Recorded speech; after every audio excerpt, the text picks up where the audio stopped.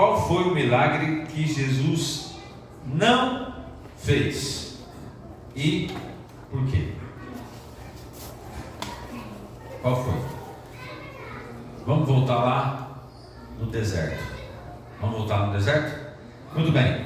Voltando no deserto, Jesus, ele passou quantos dias e quantas noites no deserto? Depois que ele foi batizado, depois que o Pai falou: este é meu Filho amado, em quem eu sou feliz, em quem me compraz, em quem eu tenho orgulho. Aí depois veio uma pomba, que era o Espírito Santo. A Trindade estava presente ali no batismo de Jesus. E Jesus saiu então, e ele foi para o deserto. E no deserto ele passou 40 dias e 40 noites. E 40 dias e 40 noites ele passou sem comer e sem beber. E quando já estava no momento crítico, quem aparece? O tinhoso. Por que o tinhoso apareceu? Queridos, o tinhoso, ele aparece e ele sabe quando estamos mais vulneráveis.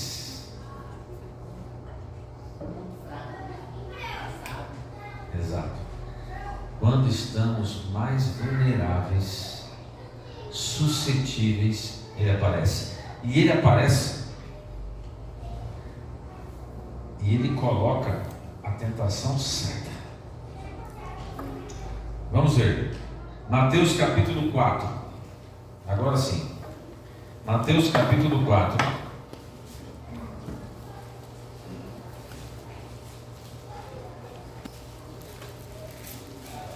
Mateus capítulo 4,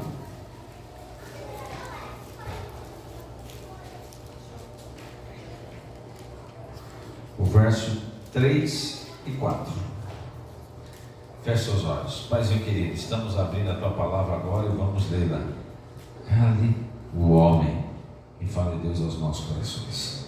Em nome de Jesus, amém. Diz assim: então o tentador, aproximando-se, lhe disse: se és filho de Deus, manda que estas pedras se transformem em pães. Jesus, porém, respondeu: está escrito, não só de pão viverá o homem, mas de toda palavra que procede da boca de Deus. Queridos, o diabo tinha consciência com quem ele estava falando? Sim. Ele tinha consciência do poder de Jesus? Sim. Sim, exatamente. Ele era um anjo de luz e ele esteve com Cristo no céu. Ele viu Cristo realizar a criação do mundo. Ele viu Cristo sendo o Deus imanente, andando com Adão e Eva, depois falando com Moisés, com Josué, e toda a epifania que aconteceu no Antigo Testamento, ele viu Cristo. Inclusive, quando o anjo Gabriel esteve a lutar com o próprio diabo, lá em Daniel, Gabriel pediu auxílio para quem? Para Miguel. E Miguel é? Jesus. E quando Miguel apareceu, o tinhoso, foi derrotado. Então, queridos, ele sabia muito bem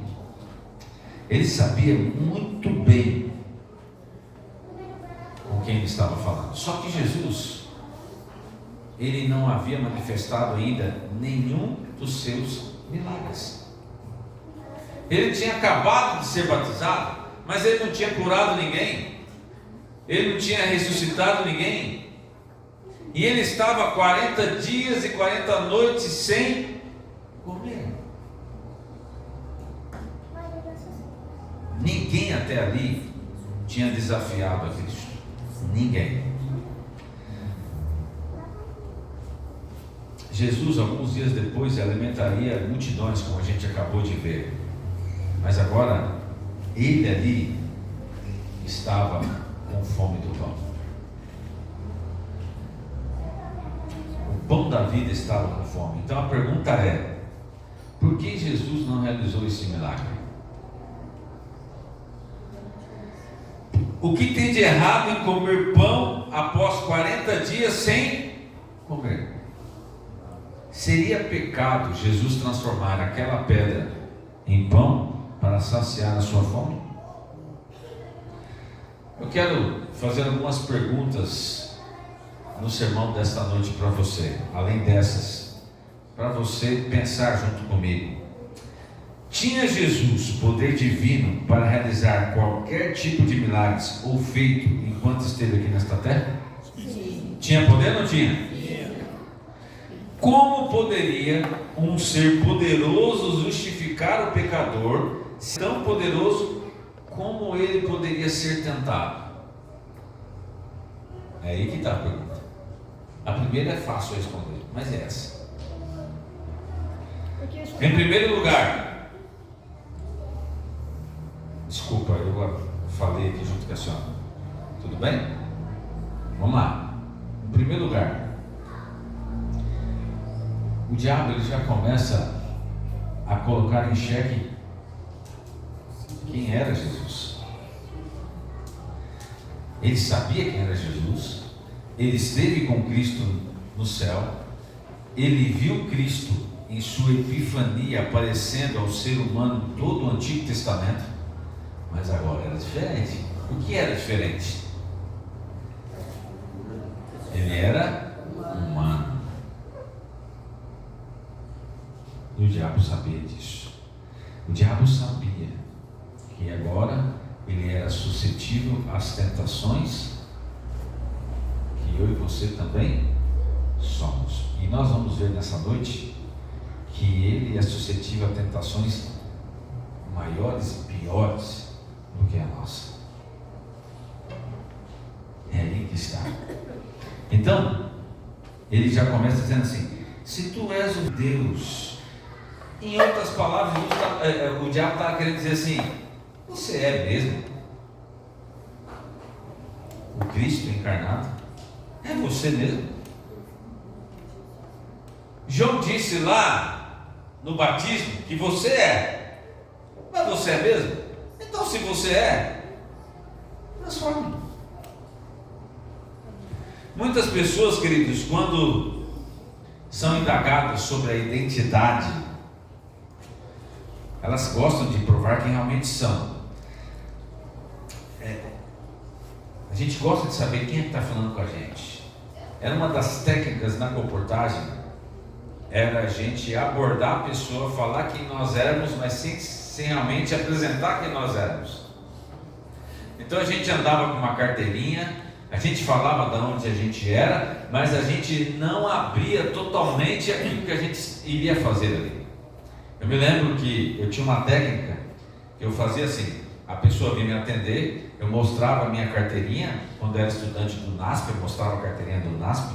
Eu falava assim: muito bom dia, o meu nome é Anderson Lopes, eu sou estudante aqui do NASP. Nós estamos aqui realizando um projeto muito importante no seu bairro, um projeto sobre qualidade de vida. Nós estamos visitando seus amigos, eu gostaria de falar com a senhora em sua casa. Aí a pessoa falou assim: mas do que se trata? O que na verdade ela queria saber? Ela não queria saber mais o meu nome, porque ela já ouviu. Ela não queria saber de onde eu era, porque ela também viu a carteirinha. Ela queria saber o que eu ia falar com ela. Mas a minha intenção não era falar ali fora, no portão, o que eu ia falar com ela. Minha intenção era entrar. Então eu dizia assim: me perdoe se eu não fui muito claro. Meu nome é Anderson Lopes, eu sou estudante do NASP.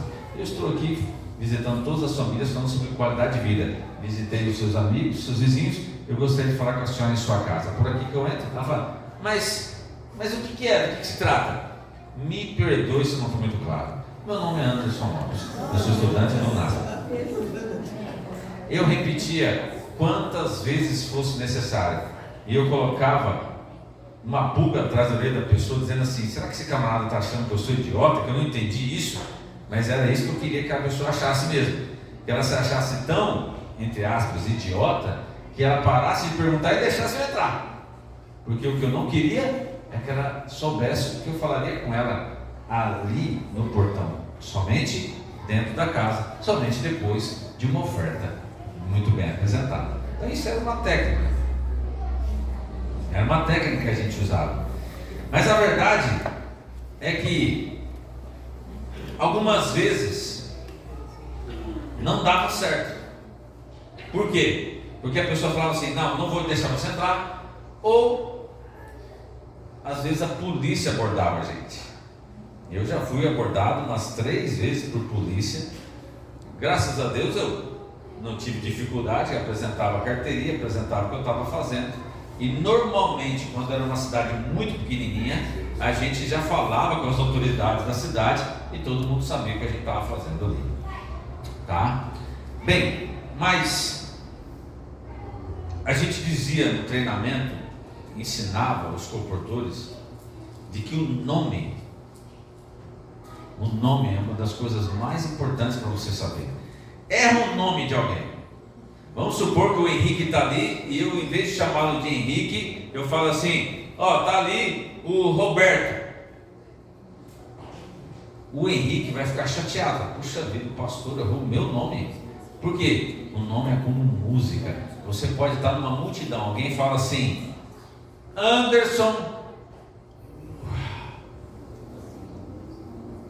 sabe o meu nome? Não é assim? É assim. Mate um homem, mas não erre o nome dele. Outra frase: quer que alguém fique bravo com você? Duvide de quem ele é. Foi isso que Satanás fez com Jesus. Se és o Filho de Deus. E agora tem uma grande lição. O que Jesus usou para responder? A palavra de Deus. E aonde está escrito que ele falou para o diabo? Deuteronômio? É? Sim ou não? Sim.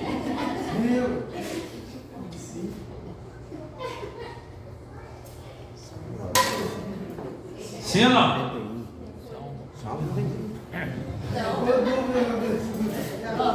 Aqui, ó. Já está com dúvida. O Tioso já está falando assim: você é o Lelê mesmo? Sei não, olha aí. Você é adventista mesmo? Tá vendo? Você quer colocar alguém em xeque? Já coloquei a vida dele em xeque, o cristianismo dele. Você é adventista mesmo, conhece a Bíblia. Onde está, meus amigos? Salmo 91.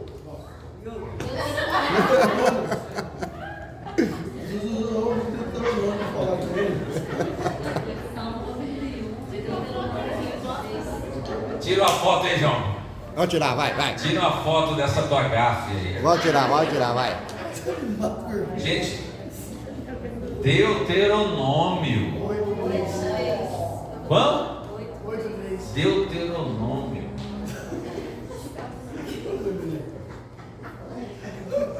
Ficou impressionado. Quinta-feira, João. Quinta-feira, né? Quinta-feira, tudo bem. Mas tudo bem. Primeiro ensinamento de hoje. Esteja afiado quando o pastor perguntar alguma coisa. Não é isso não. Primeiro ensinamento de hoje. Contra o tinhoso, contra o diabo, é a palavra de Deus que a gente tem que usar. É ela. Jesus nos ensinou assim. Tem você tentado vencer as tentações sozinho? Você tem recorrido à palavra de Deus para dizer assim: tinhoso, aqui não, porque Deus está comigo, a destra fiel dele está me segurando. Agora, sabe o que é interessante? É interessante que Jesus ele foi tentado onde Adão caiu. E é aí que está.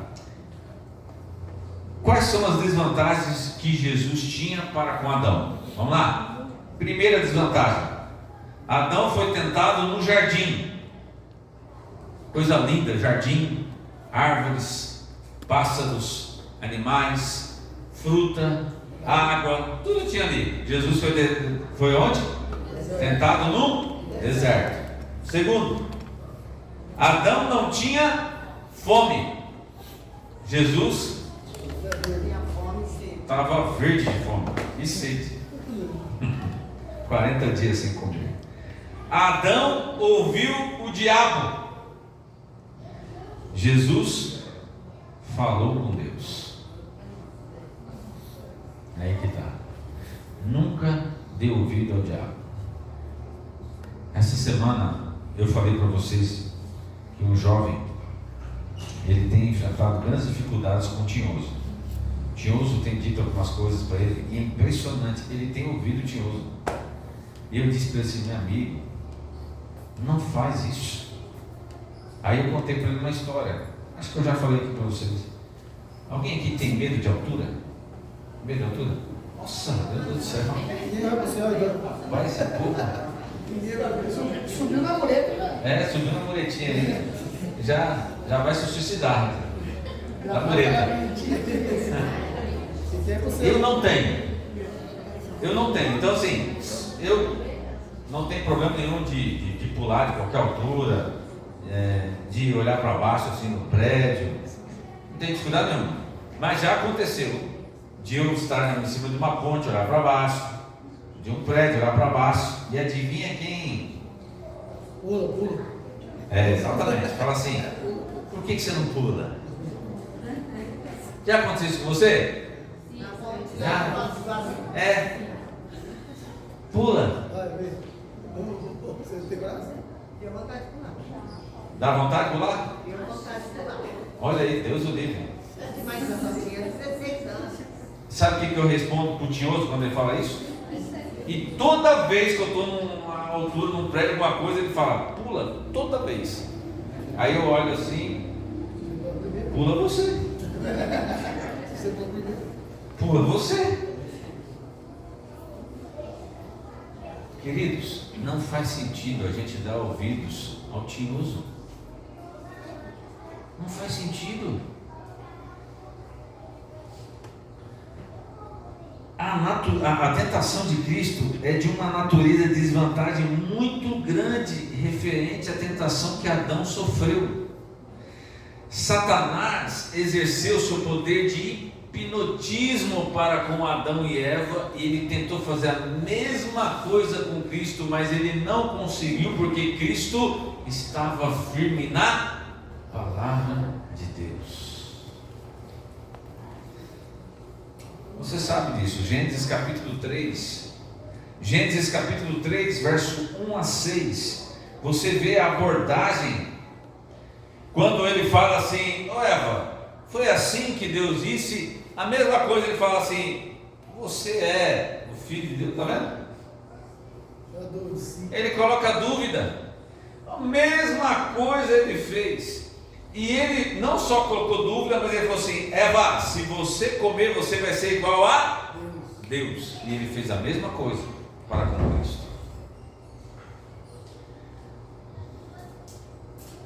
Primeira tentação: transformar pedra em pão. Qual que é a essência dessa tentação? Levar Cristo a agir de forma independente de Deus. Salomão, eu já preguei aqui sobre Salomão, lembra? Sim ou não? Lembra? Quando ele fala assim: vaidade, tudo é vaidade, lembra? O que é vaidade? Não é essa vaidade assim de você ir lá na frente do espelho, né, passar um negocinho, né, um pozinho ali na cara, que quando tira daquilo ali, você nem reconhece a pessoa. Brincadeira. Não é isso, não é essa vaidade. A vaidade é você viver independente de Deus. É você correr atrás do vento. Não faz sentido.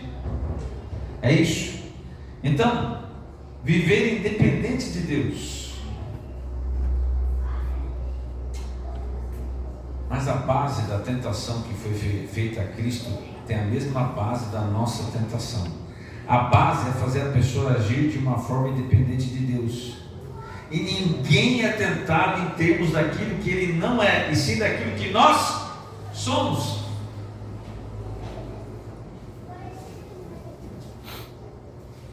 Qual que é então a diferença das tentações que foi para Cristo e as tentações que é para nós?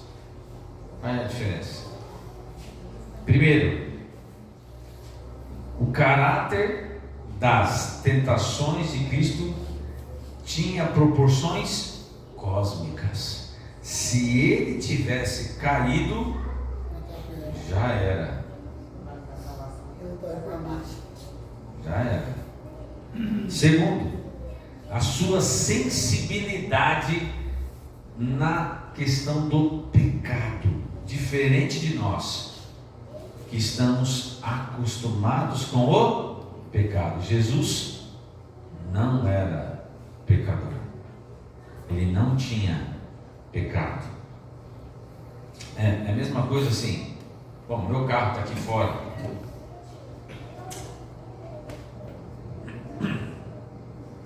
Outro dia eu estava indo buscar minhas filhas na escola e aquele dia eu falei, eu vou com o Astra. Normalmente eu costumo sempre andar com o City porque ele é mais econômico que o Astra, mas eu gosto de andar com o Astra porque ele é mais o Astra ele é mais confortável. Então naquele dia eu falei assim, eu vou buscar minhas meninas de Astra, e eu fui com o Astra. Aí eu parei no semáforo assim, aí tinha um carro na minha frente, tinha carro atrás de mim, tinha carro do meu lado. Daqui a pouco escuto assim, ralando a lateral do meu carro. Era um motoqueiro. Olha a cabeça do indivíduo. Ele foi passar entre os carros. Normalmente os motoqueiros fazem isso. Os motociclistas, né? Desculpem. Os motociclistas, né, Lelê? Os motociclistas, eles normalmente passam no meio dos carros. Até aí tudo bem. Mas o indivíduo, naquele dia ali, ele tinha tido uma ideia fantástica. Ele amarrou uma barra de ferro na horizontal. E aí ele teve a ideia de passar no meio dos carros com aquela barra de ferro. Aí ele saiu ralando assim a lateral do meu carro. Eu desci do carro, olhei para ele, contei até 200. Aí ele, rapaz, você me desculpa, olha, arranhou e não sei o que. Aí eu fui lá assim com o dedo assim e vi que o arranhão não foi superficial, foi aquele arranhão que vai na alma, sabe? Aí eu falei assim, amigo, sabe o que me deixa chateado? É que esse carro aqui não tinha um arranhão, e é velhinho, não tinha um arranhão. Mas aí sabe o que veio na minha mente? Minha mente veio assim, ainda bem que eu estou com esse e não estava com o City, porque o City é mais novo. Então imagine você arranhar o seu carro velhinho. Tá velhinho já, né? Agora imagine arranhar um carro zero. É isso. Nós, como se fosse um carro velhinho, estamos acostumados com os arranhões da vida. Mas Jesus não tinha arranhão. Ele foi tentado a usar a sua divindade. Ele foi tentado a usar a sua divindade ali por causa do pão. E queridos, ele foi tentado na cruz, quando ele estava lá sofrendo na cruz. Não, antes da cruz, quando colocaram um pano na cabeça dele e esbofetearam dizendo assim, adivinha quem é que está te batendo?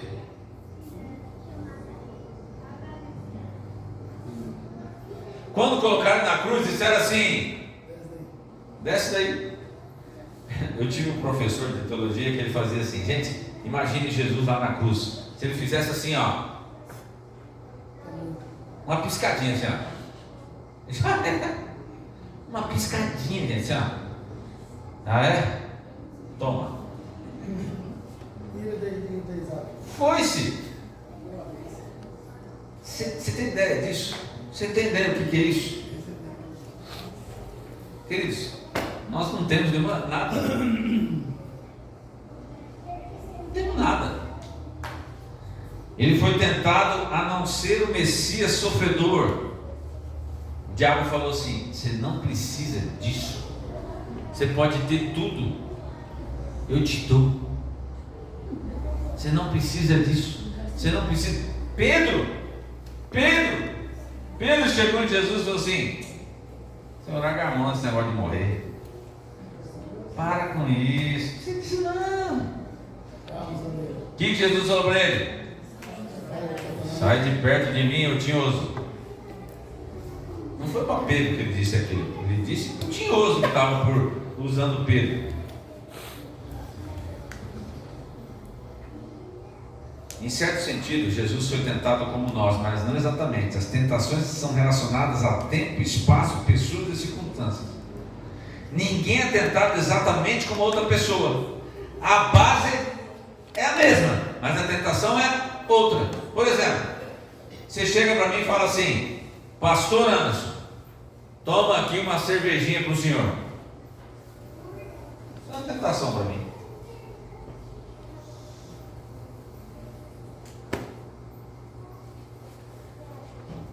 Mas se falar para uma pessoa que é alcoólatra, toma uma cervejinha que acabou de abandonar, dá uma tragadinha no cigarrinho do capeta. Não. Mas para alguém que já usou droga, que sente o cheirinho do cigarro. Eu lembro que a minha mãe, ela dizia, ela fumou 28 anos e ficou mais 39 anos sem. Peraí, deixa eu fazer a conta aqui. É isso mesmo. 40. Ixi, conta doida essa. É isso mesmo. Minha mãe fumou 28 anos e ficou 41 anos sem fumar. Mas ela falava assim que o cheiro do cigarro era como um perfume, entrava assim, mesmo depois de tanto tempo sem. Era um perfume. Para mim era o pior cheiro que puder imaginar aquilo. Quando eu chego perto de alguém assim, eu sinto o cheiro na hora que a pessoa é fumante. Mas não é tentação para mim. Mas para gente, tem gente que é. Lá em Boa Vista, uma jovem no final do culto, conversando numa rodinha, a gente conversando e tal, ela falou assim: ô pastor, o meu problema, eu já fui adventista, mas meu problema, sabe o que é? Ela falava assim: meu problema é o sapatinho. Aí eu, que é isso? Como assim? Ei pastor, não volto para a igreja por causa do sapatinho. Aí eu, o que é esse negócio de sapatinho? Era um tipo de música lá da região, não, só um sapatinho. Aí eu falei assim: é sério isso? Ela falou: pastor, quando começa a tocar as musiquinhas eu só fico no sapatinho. Não é tentação para mim, mas é para ela. Não pode não ser tentação para você, mas pode ser para a pessoa que está do teu lado. Se Jesus não possuía as propensões para o pecado, como ele poderia ser tentado como nós? Seria impossível que Jesus fosse tentado como nós. Por quê? Porque ele nasceu pobre. Como é que ele seria tentado com alguém que é rico e tem um monte de dinheiro no banco? Ele nasceu homem, não nasceu mulher, e assim por diante. Mas não é isso. Seria inútil ele ser tentado como todas as pessoas, pois as tentações têm significados apenas quando elas são aplicadas, ajustadas a uma pessoa específica. Então a tentação que Jesus sofreu foi ajustada para ele. E a tentação que você sofre todos os dias, ela é ajustada para você.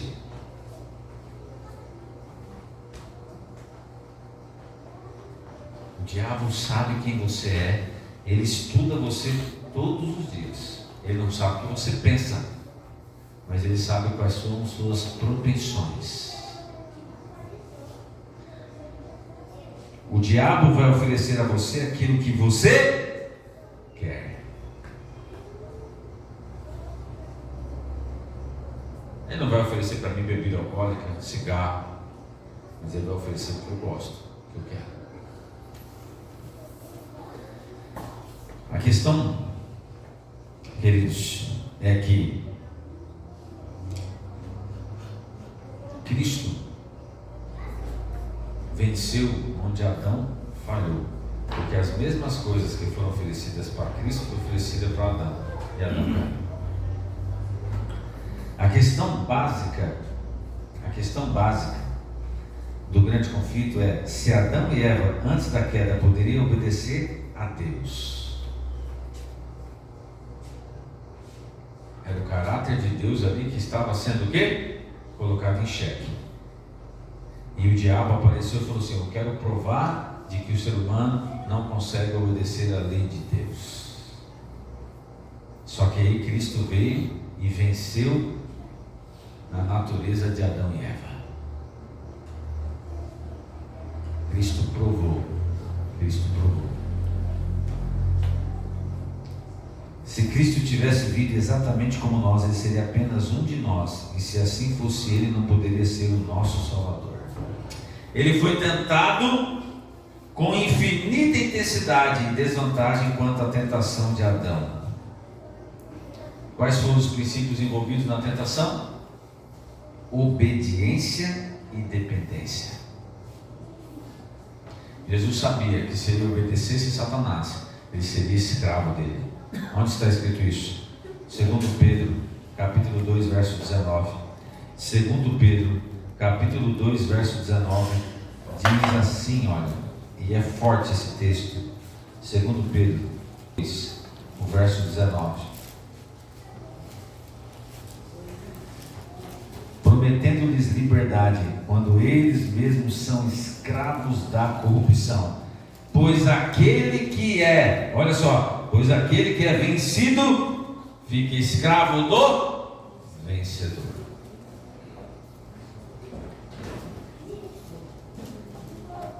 Funciona assim, ó. O diabo coloca a tentação para você. Ele quer que você caia uma vez só. Ele quer que você dê a primeira tragada, o primeiro gole, experimentar a primeira vez, deixar que o namorado ultrapasse o limite. Uma vez que você sinta o gostinho, uma vez do prazer sexual, uma vez que você assista determinada coisa, uma vez que você veja determinada coisa, é uma vez. Porque se você cair uma vez, você está abrindo o quê? A porta. E abriu a porta, meu amigo. O texto acabou de dizer que você vira o quê?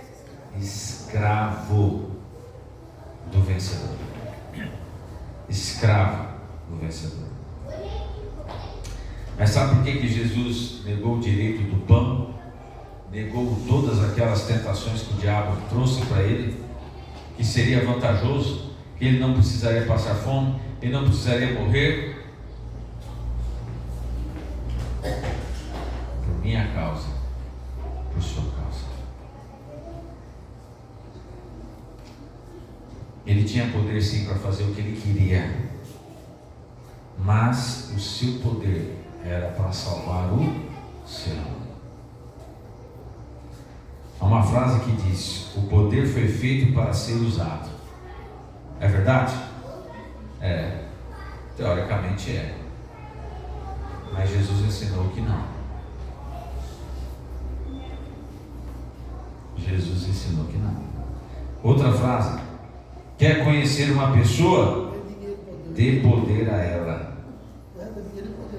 Jesus, apesar de ter tido todo o poder, ele se humilhou por causa de mim e de você.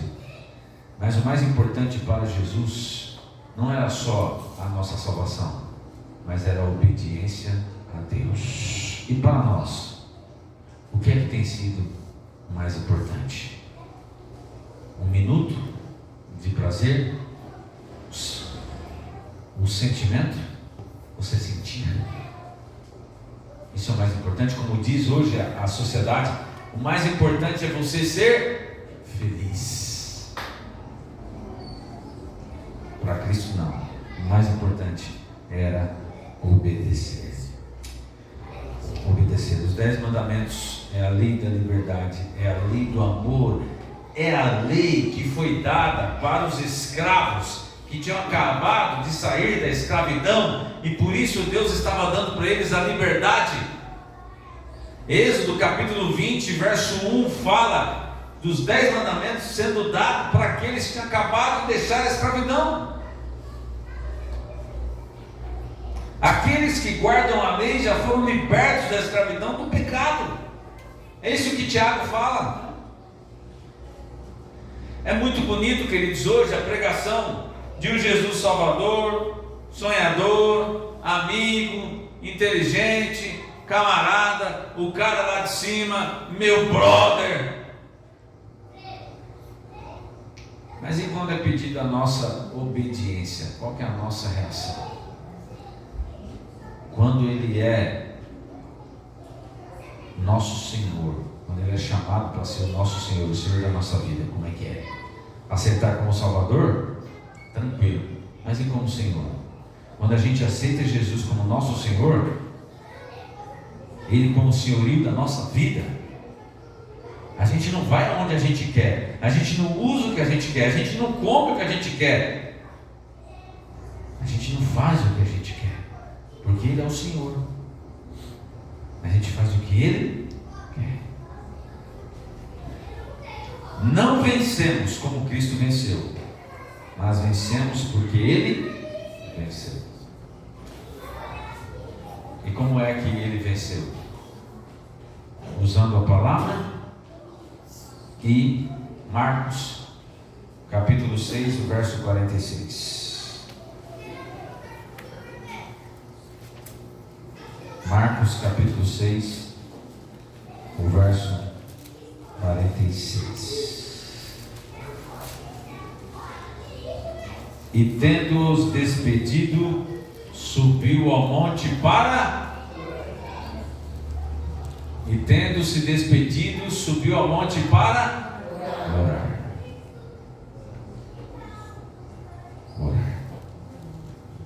Então eu pergunto: quer ter sucesso como Jesus teve diante das tentações? Quanto tempo você gasta orando? E sabe, queridos, deixa eu abrir o coração aqui para vocês. O pastor Anderson vacila também. O pastor Anderson é pecador também. E quando eu vacilo, eu falo assim: puxa vida. E sabe o que às vezes é triste? É triste quando às vezes eu vacilo na mesma coisa.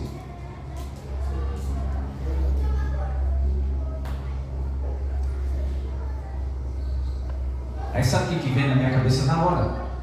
Vem assim: quanto tempo você passou hoje estudando a Bíblia? Quanto tempo você passou hoje orando? E você quer ter força? Quanto tempo você passou com Cristo? E você acha que você vai conseguir vencer?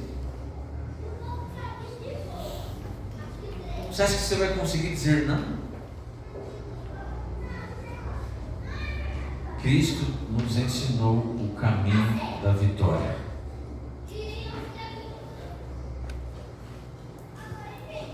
Faz isso aqui, ó.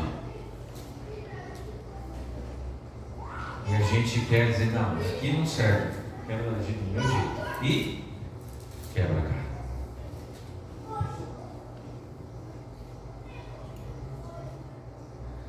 Tinha uma frase que a gente dizia na palestra, assim: o pior burro é aquele que não aprendeu com os erros.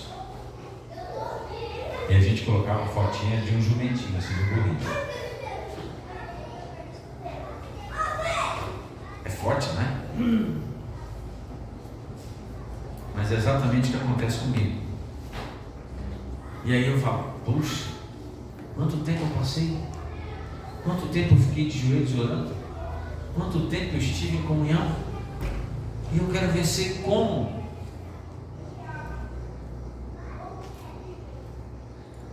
Não só de pão viverá todo homem, mas de toda palavra que procede da boca de Deus. Está aqui o segredo: palavra de Deus e oração.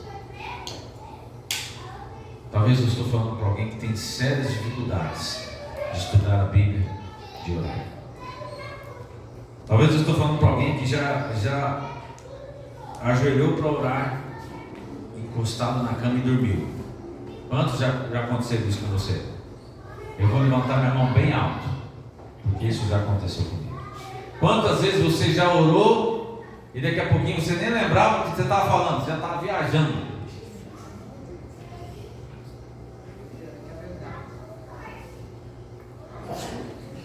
Quantas vezes não veio aquela frase que Jesus disse para os discípulos: nem ao menos uma hora você consegue orar?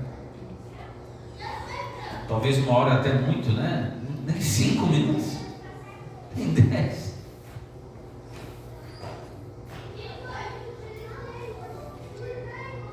Eu sei o que você passa, porque eu passo a mesma coisa. Mas eu disse para vocês lá no domingo que eu não quero que essa semana seja mais uma aqui. A Fabrícia me falou ali: ah, pastor, já teve outras semanas aqui. A gente é acostumado a fazer isso aqui, né, Fabrícia?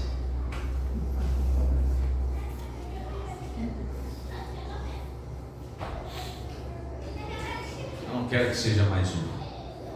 Eu quero que durante essa semana tenha acontecido alguma coisa na sua vida. Uma coisa tenha mudado. Uma coisa tenha acontecido. E a gente está estudando aqui mensagens fortes, pesadas.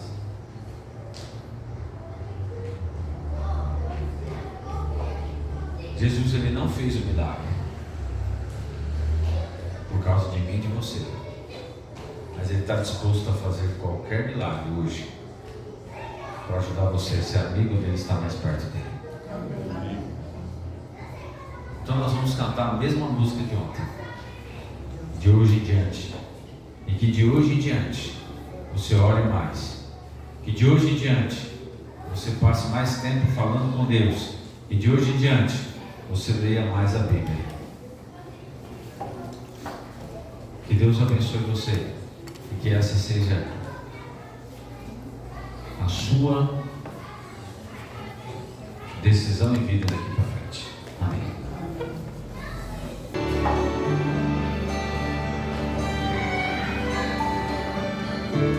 De hoje em diante sonho viver com Jesus. Como um barco que alcança o porto, eu encontrei sua luz. De hoje em diante, escolho amar. Tudo é baseado em escolha. Tenho paz, e só Jesus pode dar. De hoje em diante, Senhor do universo, és minha esperança, santifica os propósitos do meu coração. Contigo ao meu lado, não tenho mais o que temer, pois tu és a razão do meu viver.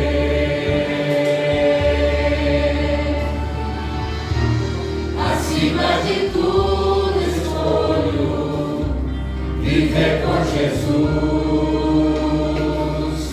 em resposta ao grande preço que já foi pago na cruz.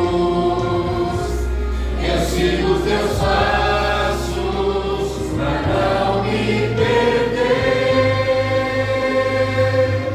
Descobri que és minha razão de viver. De hoje em diante, Senhor do universo, és minha esperança, santifica os propósitos do